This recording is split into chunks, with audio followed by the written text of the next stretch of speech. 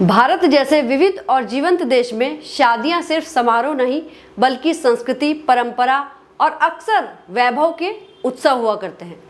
हाल ही में देश ने एक भव्य दृश्य देखा जब अंबानी परिवार, जो अपनी दौलत और प्रभाव के लिए जाने जाते हैं, उन्होंने एक शानदार शादी का आयोजन किया। यह शादी जिसमें मशहूर हस्तियां, राजनेता और व्यवसायी शामिल हुए। अंबानी परिवार की प्रतिष्ठा और भारतीय समाज में विवाह के सांस्कृतिक महत्व का प्रमाण थी।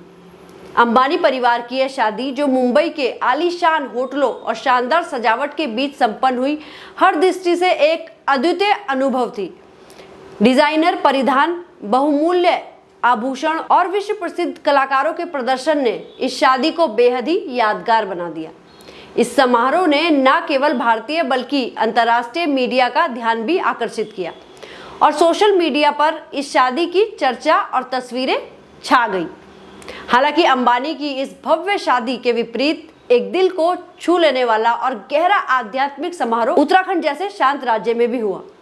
यहाँ एक दिव्यांग लड़की ने भगवान श्री कृष्ण की मूर्ति से विवाह किया। यह अनोखी शादी भक्ति और सादगी से परिपूर्ण भारतीय शादियों के एक अलग पहलू को उजागर करती है। एक ऐसा पहलू जो विश्वास, आशा और दिव्य संगति की इच्छा से प्रेरित होता है। नमस्कार दगड़ियों, मैं नलिनी गोसाई उत्तराखंड की नौनी स्वागत करती हूं आप सभी का अपने इस खास कार्यक्रम यूथ भी सोना में। और आज हम बात करने वाले हैं उत्तराखंड की अनोखी शादी के बारे में। उत्तराखंड के हल्द्वानी में रह रही 21 वर्षीय हर्षिका पंत बचपन से ही दिव्यांग है। वे कमर के नीचे से पैरालाइज्ड है। बचपन से ही श्री कृष्ण की भक्ति में वो लीन रहा करती है। उसका कान्हा जी के लिए प्रेम अविश्वसनीय रहा है। वह 6 साल की उम्र से वो करवा चौथ का व्रत भी रख रही है ताकि उसकी शादी कान्हा जी के साथ हो सके। शादी से एक दिन पहले गुरुवार को परिवार ने घर पर मेहंदी और हल्दी समारोह का आयोजन किया, जिसमें कई रिश्तेदार और पड़ोसी शामिल हुए। गुरुवार की सुबह संगीत और नृत्य के साथ बारात निकली। भगवान श्री कृष्ण का कुमाऊनी रीति रिवाजों के अनुसार परिवार के घर में स्वागत किया गया। उन्होंने मूर्ति के साथ मालाओं का आदान प्रदान किया और अग्नि के चारों ओर पारंपरिक फेरे भी लिए। आमंत्रित लोगों ने शानदार दावत का आनंद लिया और हर्षिका को आशीर्वाद भी दिया। समारोह के बाद दुल्हन को मूर्ति हाथ में लेकर कार में उसके रिश्तेदार के यहाँ ले जाया गया।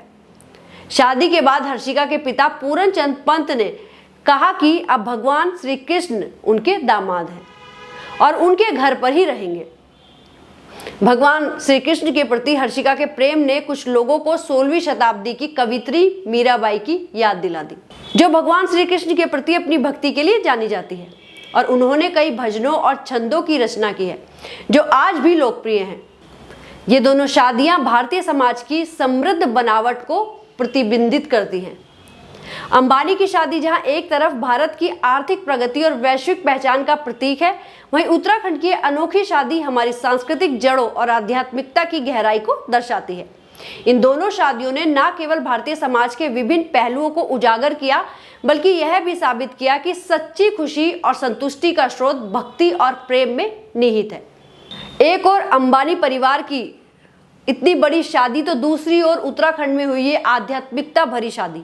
क्या कुछ कहेंगे आप इस बारे में और कैसे इन दोनों शादियों को आप देखते हैं? प्लीज़ जो भी आपकी राय है हमारे कमेंट सेक्शन में ज़रूर बताइएगा। और अगर अब तक हमारे YouTube चैनल को आपने सब्सक्राइब नहीं किया है तो इसे सब्सक्राइब करना बिल्कुल मत भूलिएगा। धन्यवाद।